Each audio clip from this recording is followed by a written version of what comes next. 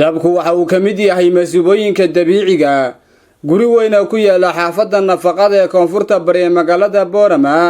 waxa maanta ku shufbeelay guri weyn oo ku yaala xaafadaasi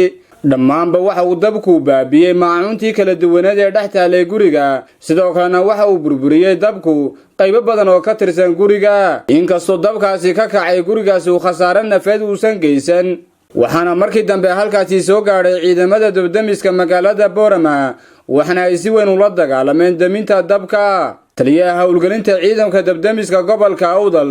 Saalax Cilmi Nuur waxaana uu nooga warbixiyay sida ay wax u dhaceen gurigani iyo howlgalkan wuxuu noogu dhacay sidii ugu deganeed wax dhibaato oo nafi kuma dhiman laakiin waxa ku qasaaray muddo percentage markaan qiyaasay 40% 60 way badbaadeen guriga waad arkaysiin waa guriga ballaaran ee 5 maqsina sida uu habsamayd ee ugu deganeedna waan u baqtay waxaad arkaysiin dhismihii imika waxa la inii soo sawir qolalkii qasaaro intuu leeyahay waad arkaysiin waxa si degdeg u rajaynaynaa dawladda xayna nooga timaado booyadihii biyaha aan ku qaadan lahayn bulshada hadday si qadimi kartana waan ka rajaynaynaa noo keenan booyad biyo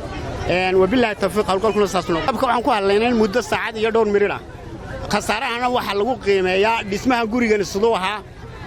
alaabta hoos taala mar walba waxa lagu qiimeeyaa 30% ama 30 dhismaha gurigana waxa lagu qiimeeyaa inta kale percentage kan soo dhacay ama 70 ama 60 maadaama jingadii ay fiyowdahay qorigiina oo barifiyow yahay waxa lagu qiimeyn karaa 40% alaabtii taalayna qasaartay 60 dabku waa aafo xoog badan marka waxa jirtay in 5 maqsin ba hal maqsin ma wada qiiqayeen aan olol walahaan qoriyo guduh sida ugu habsameed ayaa labada dhinac sidii hawlgalkaygu waxa ka taagnay waana ku hawlgalnay waana ku dhamaynay geeska kale waxa iyadoo nala hadashay hooyada iska lahayd guriga waxaana ka warbixisay qaabkay wax u dhaceen iyo sida uu dabku ku qabsaday guriga horta waxa la qadarka Ilaahay ku dhacaan anu hooyadii guriga joogtay baan ahaa gurigu daaqad buu dabku ka bilaabmay gurigu soodna u bixin karaa waanu ma garan karo sababteed uu ku yimid laakiin halkaan ku baraarugay gurigu daaqad buu dabku u badnaa dabada markuu dabkii gurigii oo maqsinkii wada gubanay markaan ogaaday waxaan ku dadaalay inaan dadka kala baxo waxa kale aan ku darsaday inaan koonteerka gooyo koonteerka ayaan gooyay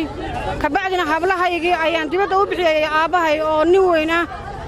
waxaan eegay inay adduunyo macna lahayn laakiin uu dadku ka qiimo badan yahay dadkaan dibadda ku celiyay shacbigana mahad baan u celinayaa jaarkayga xaafadaha nafaqada ciidanka dawladda iyo taliyaha ciidanka dibdamiska ayaan u mahad celinayaa iyo taliyaha ciidanka iyo dhammaantoodba